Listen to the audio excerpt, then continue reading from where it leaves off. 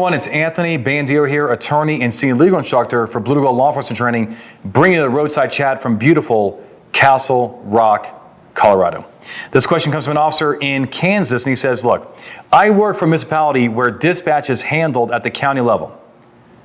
When a tip about an erratic driver is called in, dispatch will broadcast the tip information throughout the entire county, but will end the broadcast with the statement to make our own case if the vehicle is located. Note, this is county policy, not my agency policy.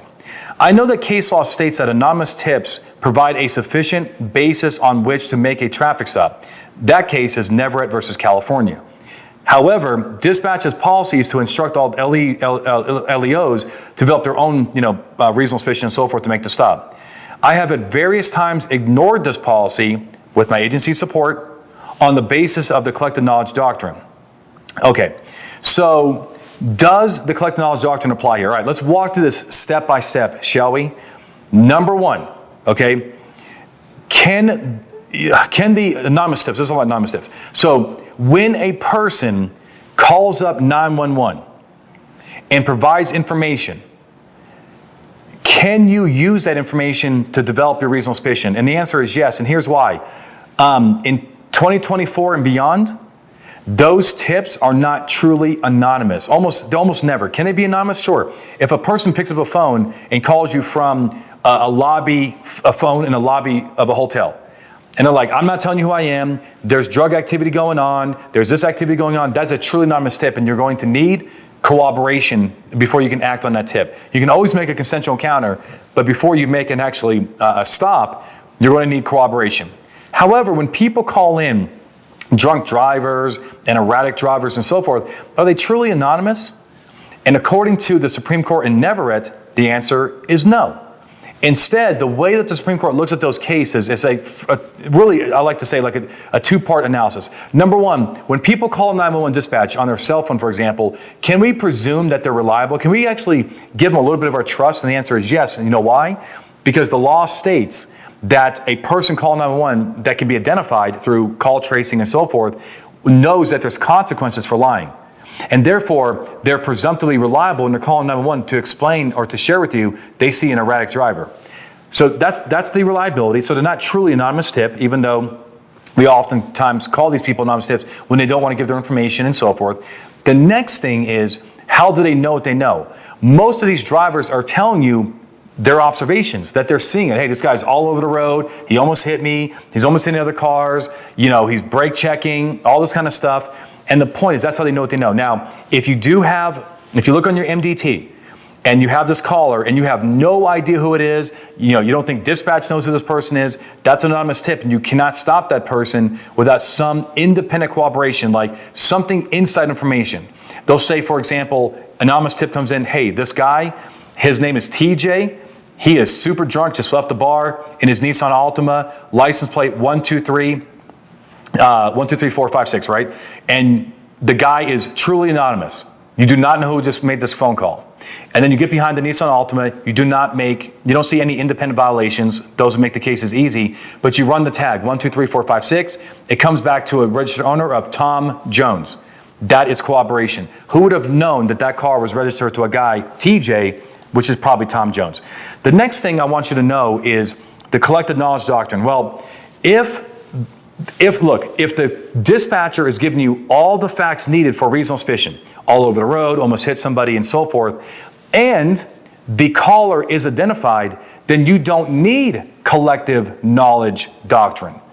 Because collective knowledge doctrine implies, you don't need it because it implies that you need something to come into the case that you don't already know, right?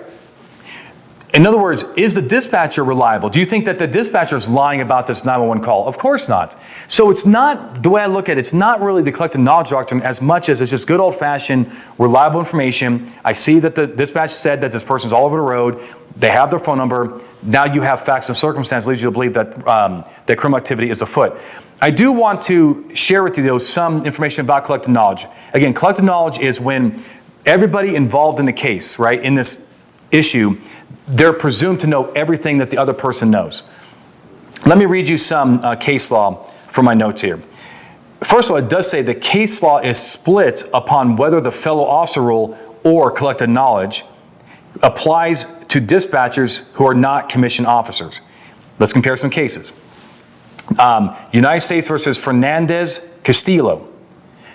It's a Ninth Circuit case from 2003, and it basically says dispatcher's knowledge that was not communicated. Remember, that's what collective knowledge is, right? Not communicated to the stopping officer is properly considered as part of the reasonable suspicion analysis. Compare United States versus Collin. Second Circuit, 2001. Dispatcher's knowledge which was not communicated to the officer in the field can only be considered in the reasonable suspicion analysis if the dispatcher had sufficient training and ability to make the determination that there was probable cause to support defense arrest. So it seems to me that the Second Circuit wants something more than just being a dispatcher, right? Something more than just being part of that investigation. They want training. Okay. Now, Washington law implies at least that dispatchers will be treated as fellow officers with respect to the accuracy of their dissemination of the information they received. That's State versus Randall, Washington Supreme Court, actually Washington Appellate Court, 1994. And what they say is, to require an officer under these circumstances to stop and undertake an in-depth analysis of the reliability of the information received by the police dispatcher would greatly impede the officer's discharge of duty and would greatly increase the threat to the public safety. Under such circumstances, the officer should be able to rely on the reliability, I already talked about this, of information disseminated by the police dispatch, and when his or her observations corroborate the information to make a reasonable suspicion stop. Now, I told you about corroboration. That's already been addressed in a Supreme Court case from Neverett. This Washington case is 1994. We know that corroboration is not required on 911 calls. That's Neverett, 2009 approximately. So there's your answer. At the end of the day, whatever, if this person can be identified, okay, and and dispatch is communicating their information to you, hey, all over the road and so forth, you don't need collective knowledge. You can act on it with just the tip, okay? And the fact that the dispatcher is saying, find your own reasons and so forth, I gotta tell you, that's probably just them not wanting to be called to court. That's really, they don't want to be probably, taken off duty to go show up to court. I understand, but as far as the law goes, that's what the law is. You can use information because it's reliable. Collective knowledge doctrine is also trying to include things that were not communicated. That seems to be a split issue, but I'll tell you the better rule seems to be that collective knowledge does apply to police dispatchers. And finally, policy does not supersede constitutional law. So though the county has a policy, that is not going to be relevant in a Fourth Amendment analysis in the facts here. Whew! I hope you got something out of this. If you did, if you think that this video is helping you get it right every single time, you know what to do. Hit the like button, subscribe to the channel, share with your friends. Until next time, my friends, you stay safe.